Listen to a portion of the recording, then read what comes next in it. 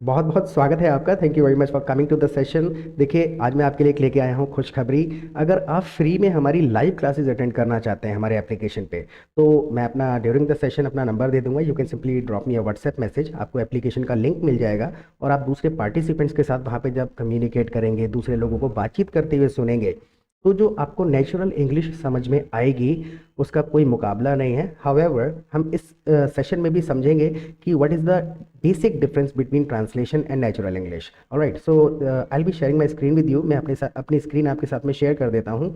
Make sure कि translation बिल्कुल भी नहीं करना है, ठीक है। हर चीज़ को आपको समझना है कि हम हिंदी में एक्चुअल में कह क्या रहे हैं, फीलिंग क्या है, और उस फीलिंग को एक्सप्रेस करना है। तो जो चीज़ मैं स्क्रीन पे लिखता हूँ that is not the only way. अगर इसी चीज़ को कहने का कोई तरीका आपके माइंड में भी आता है तो कमेंट सेक्शन में उसको ज़रूर लिखिएगा। अगर आपका सेंटेंस ठीक होगा then I will give you a like, और अगर गलत होगा तो हम उसको करेक्ट कर देंगे। Then you will get to know कि गलती कहाँ पर हो गई थी। ओके, तो सबसे पहला सेंटेंस हमारे पास में है, क्या आप वही हो जिससे मैं फ़ोन पे बात कर रहा था? Are you the same guy? क्या आप वही इंसान हो? Are you the same guy whom I was talking to on phone? Are you that same guy whom I was talking to on phone? अब इस चीज़ का एक सबसे बेहतर तरीका क्या है? अगर आपको लगता है कि भाई इंग्लिश मुझे आती है लेकिन ज़ुबान पे नहीं आती, उसके पीछे रीज़न यही है कि बोलने की आदत नहीं है। So whatever you see on the screen you pronounce each sentence. हर सेंटेंस को आप पूरा बोलो, जब तक नेचुरली ना समझ में आ जाए कि मैं क्या बोल रहा हूँ। Are you the same guy whom I was talking to on phone? जब आप इस पूरे सेंटेंस को बोलोगे तो आपको फॉर्मेशन याद हो जाएगा, और इसके आधार पे फिर आप दूसरे नए नए सेंटेंसेस बनाने लगेंगे। Are you the same guy whom I met yesterday in market? तो फॉर्मेशन हमें याद करना होता है। जो लोग इंग्लिश फास्ट बोलते हैं, व्हाट दे डू, उनको सेंटेंसेस याद होते हैं, बस उसमें बंदे का नाम और बंदे का काम बदलते रहते हैं। 200-300 फॉर्मेशन है, अगर आप उनके साथ कंफर्टेबल और फेमिलियर हो जाते हैं then you will be able to speak English fluently. कोई भी आपको ग्रामर की तरफ सोचना नहीं पड़ेगा। ओके, तो दरअसल आपकी आवाज़ डबल डबल आ रही थी। Are you the same guy whom I was talking to on phone? दरअसल आपकी आवाज़ डबल डबल आ रही थी। दरअसल के लिए हम यहाँ पर इस्तेमाल कर लेंगे एक्चुअली। डिपेंड करता है कि किस सिचुएशन में। दरअसल का मतलब एक्चुअली नहीं है। एक चीज़ और बता दूं, वर्ड का कोई मीनिंग नहीं होता है, वर्ड का यूसेज होता है। किस सिचुएशन में इस्तेमाल करना है उसके हिसाब से मीनिंग बदल जाता है। Actually your voice was echo वैसे होता है डबल डबल आवाज होने के लिए। Your voice was echoing, double double आ रही थी आपकी आवाज। Actually your voice was echoing। अगर मैं इसको दूसरे तरीके से भी बोलता तो दूसरे तरीके से भी इसको बोला जा सकता है। Actually there was echo at your side. There was echo at your side, आपकी तरफ से डबल डबल आवाज आ रही थी। और अगर इसी चीज को, किसी भी सेंटेंस को बोलने का दूसरा तरीका आपके माइंड में आता है तो प्लीज लिखिएगा। नाउ, शायद नेटवर्क की प्रॉब्लम रही होगी। जब हम अंदाजा लगा रहे हैं पास्ट में तो हम इसको माइट कर देते हैं, मे बी की जगह कर हम यहाँ पे इस्तेमाल कर लेते हैं माइट बी। पास्ट के लिए माइट बी है और प्रेजेंट में मे बी है, हालांकि आप पास्ट के लिए भी मे बी का इस्तेमाल कर सकते हैं। Might be there was a network problem. और भी बहुत तरीके से अगर मैं इसको ग्रामेटिकली ट्रांसलेट करूं, और भी बहुत सारे तरीके से कहा जा सकता है। There might had been a network problem. There might had been a network problem, this is literally translated sentence. Grammar का पूरा पूरा मैंने सेंटेंस में यूज कर लिया है, लेकिन when you talk to somebody in English तो हम ग्रामर यूज नहीं करते हैं। Formation of the sentence is important. Placement, शब्दों के इस्तेमाल से ही ज्यादातर अंग्रेजी बोली जाती है। प्रॉपरली इंग्लिश के में ग्रामर यूज करके कोई भी बातचीत नहीं करता है। यहाँ नेटवर्क की प्रॉब्लम रहती ही है। दूसरा दोस्त रिप्लाई कर रहा है, दो दोस्तों के बीच में ये कॉन्वर्सेशन जा रहा है, ठीक है। तो पूरा एंड तक देखना है। हैव पेशेंस, पूरा देख के फीडबैक जरूर दीजिएगा कि सेशन आपको कैसा लगा। और अगर आप चैनल पे पहली बार आए हैं तो I request you to please hit the subscribe button right now. Subscribe कर लीजिए, क्योंकि हम रोज़ाना लगभग एक सेशन अपलोड करते हैं। बहुत ही ज़्यादा हेल्पफुल सेशन होते हैं ये। इसमें नए नए सेंटेंसेस हम रोज़ाना इस्तेमाल करते हैं which you can use in your daily conversation when you talk to somebody in English. और हर सेंटेंस का एक अपना ही रोल है। हर सेंटेंस सिर्फ सेंटेंस नहीं है, एक फॉर्मूला कह सकते हैं। इनके आधार पे आप दूसरे सेंटेंसेस ऑटोमेटिकली बनाने लगेंगे। डिपेंड करता है कि ये समझ में आ जाए। What the point? तो प्लीज़ सब्सक्राइब कर लीजिए। Thank you. Now get back to it. Now, यहाँ नेटवर्क की प्रॉब्लम रहती ही है। अगर मैं इन्हीं शब्दों को इस्तेमाल करके इंग्लिश में इस चीज़ को बोलने की कोशिश करूंगा तो थोड़ा सा प्रॉब्लम आएगी, फीलिंग बदलेगी, अटकेंगे। मुझे पता है कि अगर कोई चीज़ एग्जिस्ट करती है तो मैं कैसे बताता हूँ। The network is always, the network is always bad here. ये हुआ थोड़ा सा नेचुरल सेंटेंस। इस चीज़ को अगर कोई अंग्रेज बोलता है, यहाँ नेटवर्क की प्रॉब्लम रहती ही है। The network is always bad here, यहाँ पर नेटवर्क की प्रॉब्लम रहती ही है। मैं सोच रहा हूँ कि सिम बदल लूँ। अब देखिए इस कंडीशन में हिंदी के सेंटेंस से हम समझने की कोशिश करते हैं। जब मैं कह रहा हूँ कि सिम बदल लूँ तो डेफिनेटली मैं कंपनी की बात कर रहा हूँ कि मैं कंपनी ऑपरेटर बदल लूँ, लेकिन हिंदी में भी शब्दों से कोई लेना देना नहीं है, फीलिंग इस तरीके से एक्सप्रेस कर रहे हैं। मैं सोच रहा हूँ कि सिम बदल लूँ। अब बताने का तात्पर्य ये है कि जब भी मैं कोई चीज़ का विचार कर रहा हूँ, आई एम थिंकिंग ऑफ, मैं सोच रहा हूँ ऐसा कर लूँ, आई am thinking of taking bath, I am thinking of learning English, I am thinking of visiting Delhi, I am thinking of learning English, I am thinking of learning website development. तो कोई भी चीज़ मेरे मन में आ रही है जो सोच रहा हूँ कर लूँ ऐसा, आई एम थिंकिंग ऑफ, और यहाँ पर हम इस्तेमाल कर लेंगे स्विचिंग द ऑपरेटर। ये ऑपरेटर होते हैं, जैसे वोडाफोन, आइडिया, जियो, ये जितनी भी कंपनियां हैं इनको हम ऑपरेटर कहते हैं। So I am thinking of switching the operator, मैं सोच रहा हूँ कि कंपनी का सिम बदल लूँ। चलो छोड़ो, वैसे तुमने कॉल क्यों किया था? अब बंदा कह रहा है कि ये सारी बातें छोड़ो नेटवर्क और ऑपरेटर की, चलो छोड़ो वैसे तुमने कॉल क्यों किया था। अब ये वाला जो चलो छोड़ो है इसके लिए हम इस्तेमाल करते हैं एनीवे, यानी कि जो हुआ उस हुआ, सब बातें छोड़ो। एनीवे, आपने कॉल क्यों किया था? व्हाई डिड यू, इंडिकेट कर दिया मैंने, व्हाई डिड यू, तुमने क्यों किया था, क्या किया था। Anyway, why did you call, तुमने कॉल क्यों किया था। अब दूसरा दोस्त इसका बड़ा प्यारा सा रिप्लाई दे रहा है, मैं तुमसे कुछ पूछना चाहता था। जब मैं कोई काम चाहता था तो आई वांटेड टू। अब देखिए लिखते टाइम इसको वांटेड टू कह देंगे, मैं चाहता था, लेकिन अगर हम इसको बोलते तो इसको कह देते हैं आई वांटेड टू। अगर मैं इसको लिटरली आपको लिख करके दिखाऊं तो इस चीज़ को प्रोनाउंस करके देखिए, आई वांटेड टू, मैं चाहता था, I wanted to ask you something, मैं तुमसे कुछ पूछना चाहता था, I wanted to ask you something. अब दूसरा दोस्त कह रहा है कि क्या पूछना चाहते हो। अब प्रेजेंट में बात हो रही है, थोड़ा सा ध्यान रखना है आपको, क्या पूछना चाहते हो, क्या पूछना चाहते हो, तो व्हाट डू यू, और यहाँ पर भी वांट टू को ना लिख करके मैं लिख दूंगा what do you wanna ask, तुम क्या पूछना चाहते हो, what do you wanna ask. Now the next sentence is मेरी पढ़ाई पूरी होने वाली है। दोस्त है, बड़े दोस्त से बातचीत चल रही, छोटा दोस्त कह रहा है मेरी पढ़ाई पूरी होने वाली है, माय। अब देखिए इंग्लिश में जब हम बात करते हैं ना तो माय स्टडीज, जब हम स्कूल कॉलेज की पढ़ाई की बात करते हैं तो वो स्टडी कहलाती है। My studies are about to be completed, मेरी पढ़ाई पूरी होने वाली है, my studies are about to be completed. इसको इंग्लिश में इसी तरीके से बोला जाता है, मुझे समझ नहीं आ रहा मैं आगे क्या करूं, मुझे समझ नहीं आ रहा है कि मैं आगे क्या करूं। अब देखिए समझ नहीं आ रहा का सीधा सा लिटरली ट्रांसलेशन की अगर आदत है तो अंडरस्टैंड वर्ड का इस्तेमाल हम करने की कोशिश करेंगे इसमें, कि अंडरस्टैंड लगाऊं, समझ नहीं आ रहा है तो। लेकिन अगर इसको इंग्लिश में कहते हैं तो इसको कह देते हैं I am not sure, I am not sure, मुझे समझ नहीं आ रहा है, I am not sure what to do ahead, I am not sure what to do ahead, मुझे समझ नहीं आ रहा है कि आगे क्या करूं, I am not sure what to do ahead. इसीलिए जब आप लोगों को नेचुरली कॉन्वर्सेशन करते सुनेंगे तो आपको समझ में आएगा कि इस सेंटेंस को ट्रांसलेट ना करके नेचुरली कैसे बोला जाता है इस सिचुएशन में। This is the difference between translation and natural English.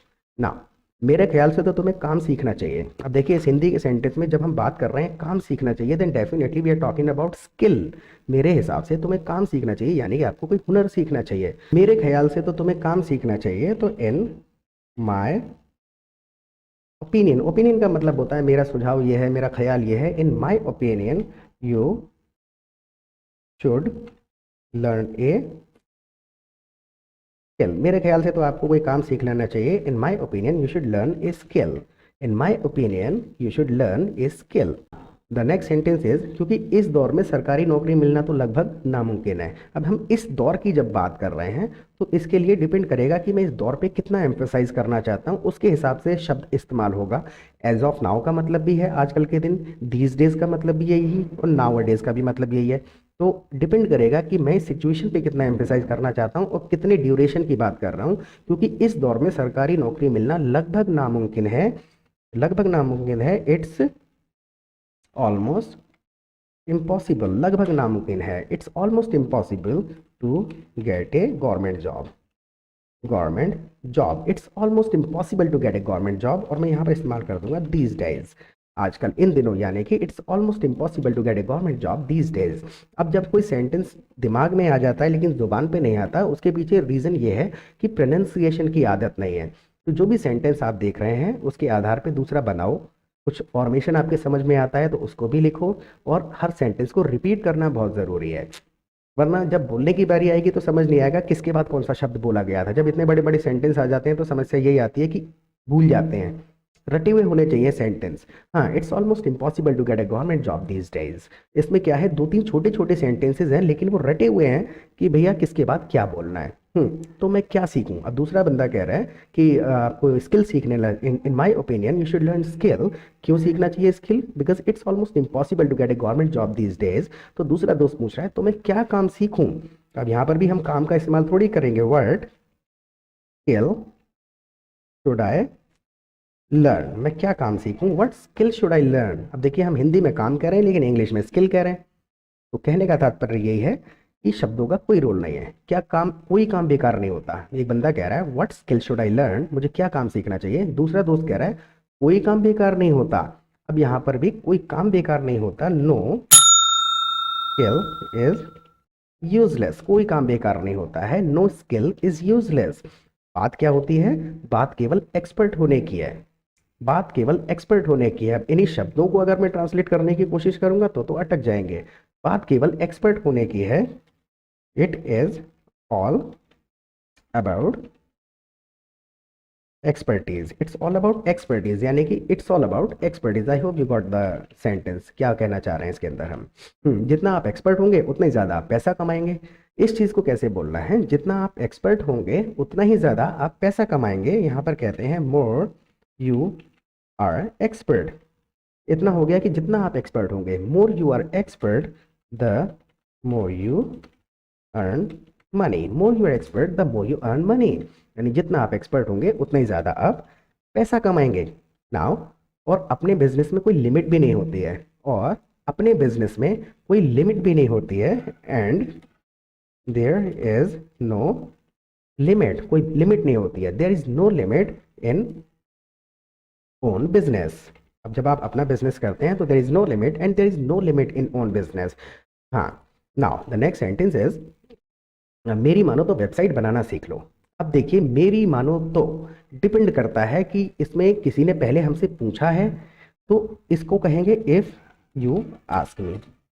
Suppose मुझसे किसी ने पूछा कि भाई बताओ मैं क्या करूं, अगर मैं उसके ही क्वेश्चन का जवाब दूंगा मेरी मानो तो, इफ यू आस्क मी। लेकिन अगर सामने वाले ने मुझसे पूछा नहीं है, मैं अपनी तरफ से ही सजेशन दे रहा हूं मेरी मानो तो ऐसा कर लो, तो in my opinion, getting the difference, if you ask me and in my opinion. तो डिपेंड करता है, हालांकि हिंदी में मेरी मानो तो ही रहा, डिपेंड करेगा सिचुएशन क्या है, उस सिचुएशन में शब्द और सेंटेंस का स्ट्रक्चर किया जाता है। If you ask me you should learn website development. If you ask me you should learn website development. अगर आप मेरी मानो तो वेबसाइट बनाना सीख लो। If you ask me you should learn website development. दूसरा सेंटेंस है डिजिटल मार्केटिंग भी बुरा नहीं है। अब देखिए इसमें हम ईदर का इस्तेमाल करेंगे, लेकिन ये इंडिविजुअली अगर हम दोनों सेंटेंसेस को बोलेंगे तो मज़ा नहीं आएगा। ये दो सेंटेंस एक दूसरे के साथ कनेक्टेड है। और बहुत इंपॉर्टेंट चीज़ अभी मैं बताने वाला हूँ, उसके बाद मैं अपना नंबर लिख देता हूँ। You can simply send me a WhatsApp message, आपको एप्लीकेशन का लिंक मिल जाएगा and you can start attending our live classes. Alright, पहले इन दो सेंटेंसेस को कवर करते हैं। डिजिटल मार्केटिंग भी बुरा नहीं है। Digital marketing is not bad. Either का इस्तेमाल हम लास्ट में करेंगे। अब ये अकेला अगर हम इस्तेमाल कर रहे हैं सेंटेंस तो ये ऐसे नहीं बनेगा। दो चीज़ें हैं। If you ask me you should learn website development. अगर आप मुझसे पूछो तो वेबसाइट बनाना सीख लो। And digital marketing is not bad either, digital marketing भी बुरा नहीं है। तो ये सजेशन देने के टाइम पे ये दो ऑप्शंस के साथ में इस्तेमाल होता है। Digital marketing is not bad either, digital marketing भी बुरा नहीं है। नाउ ग्राफिक डिजाइनिंग कैसा रहेगा। देखिए ये एक बार में हो सकता है समझ में नहीं आए, लेकिन सीखने का यही तरीका है। ऐसा दिमाग झुंझलाना नहीं है कि अरे यार ये तो मेरे लेवल की इंग्लिश नहीं है। इंग्लिश में कोई लेवल नहीं होता है। सुनना शुरू कर दो, एक बार में सुनोगे, दूसरी बार समझ आएगा, तीसरी बार में यूज करने लगोगे। बेसिक से नहीं चलना है बिल्कुल भी कि पहले मैं कंजक्शन सीख लूँ, उसके बाद मैं एडवर्ब सीख लूँ, हेल्पिंग वर्ब क्या होते हैं ये सीख लूँ। दिस इज एक्चुअली यूजलेस, क्योंकि इन चीज़ों का ना ही ध्यान रखा जा सकता है बोलने के दौरान और ना ही इन चीज़ों से इंग्लिश बोली जाती है। सेंटेंसेस हमने सुने होने चाहिए, उसके आधार पे हम दूसरे सेंटेंस बना डालते हैं। दूसरा दोस्त पूछ रहा है ग्राफिक डिजाइनिंग कैसा रहेगा। अब ये पूछ रहा है, एक बंदे ने कहा कि ये वेबसाइट डेवलपमेंट सीख लो, डिजिटल मार्केटिंग सीख लो, ग्राफिक डिजाइनिंग कैसा रहेगा। तो यहाँ पर इसी तरीके से अगर पूछना है आपको, how about graphic designing, how about graphic designing, यानी कि ग्राफिक डिजाइनिंग कैसा रहेगा, हाउ अबाउट ग्राफिक डिजाइनिंग। अब दूसरा दोस्त इसके बारे में रिप्लाई कर रहा है, हाँ इसके बारे में मुझे कुछ नहीं पता, इसके बारे में मुझे कुछ नहीं पता, I have no idea, I have no idea about this, इसके बारे में मुझे कुछ नहीं पता, या I don't know anything about this भी कहा जा सकता है। I have no idea about this. ना, हाँ इसके बारे में मैंने थोड़ा बहुत सुना है, हाँ इसके बारे में मैंने थोड़ा बहुत सुना है। यहाँ पर ये वाला जो हाँ है इसके लिए मैं हाउएवर लगा देता हूँ। हाउएवर यानी कि ना चाहते हुए भी थोड़ा बहुत सुना है, मीनिंग नहीं है। हाउएवर का मतलब हो गया कि दूसरे वाले जो पहले हमने सेंटेंस बोला है I have no idea about this, उससे कनेक्ट कर रहे हैं हम इस सेंटेंस को। However I have heard a little bit about this, however I have heard a little bit about this, यानी कि इसके बारे में मैंने थोड़ा बहुत सुना है। लेकिन एक बात याद रखना, अब जब हम एक बात का इस्तेमाल करते हैं तो यूजुअली इस्तेमाल करते चले जाते हैं, remember one thing, tell me one thing, give me this. One thing actual में चल रहा है मार्केट में तो चल भी रहा है, लेकिन अगर आप अप्रोप्रिएट होना चाहते हैं तो इसको बोल देते हैं रिमेंबर दिस, और उसके बाद फिर वो आप कंटिन्यू कर देंगे जो चीज़ आप उसको कहना चाह रहे हैं। जैसे हम किसी से पूछना चाहते हैं कि भाई मुझे एक बात बताओ, टेल मी दिस, और उसके बाद वो बात पूछ लेंगे। टेल मी वन थिंग कह देते हैं तो वो आई डोंट नो ग्रामेटिकली गलत है अभी, ऐसे हमें बोलना नहीं चाहिए, because I haven't heard any foreigner speaking that way. India में हम लोग वन थिंग इस्तेमाल कर लेते हैं, लेकिन नेचुरली इंग्लिश में वन थिंग नहीं बोला जाता, दिस का इस्तेमाल करते हैं, रिमेंबर दिस। और फिर मैं बता दूंगा क्या याद रखना है। कुछ भी करने से पहले पूरी रिसर्च कर लेना, कुछ भी करने से पहले पूरी रिसर्च कर लेना। Do proper research, do proper research, और उसके बाद में यहाँ पर इस्तेमाल कर लेंगे बिफोर का, before doing anything, do proper research before doing anything, कुछ भी करने से पहले पूरी रिसर्च कर लेना, do proper research before doing anything. ना, हाँ मेरा व्हाट्सएप नंबर आई होप मैं सेशन के दौरान देना भूल गया, this is my WhatsApp number, you can simply send me a WhatsApp message, आपको एप्लीकेशन का लिंक मिल जाएगा। वहाँ पे काफ़ी ज़्यादा एंटरटेनिंग क्लासेस होती हैं, बहुत मज़ा आता है। सब अपने अपने तरीके से जब अंग्रेज़ी बोलते हैं ना, तो एक सिचुएशन को एक्सप्रेस करने के कई सारे तरीके हमको समझ में आते हैं। तो इस व्हाट्सएप कर दीजिए, और इस सेशन के बारे में थोड़ा सा सजेशन फीडबैक ज़रूर दीजिएगा, और सब्सक्राइब ना किया हो तो ज़रूर कर लीजिएगा। कल दोबारा मिलेंगे एक नए सेशन के साथ। Thank you very much for watching, have a good time, bye.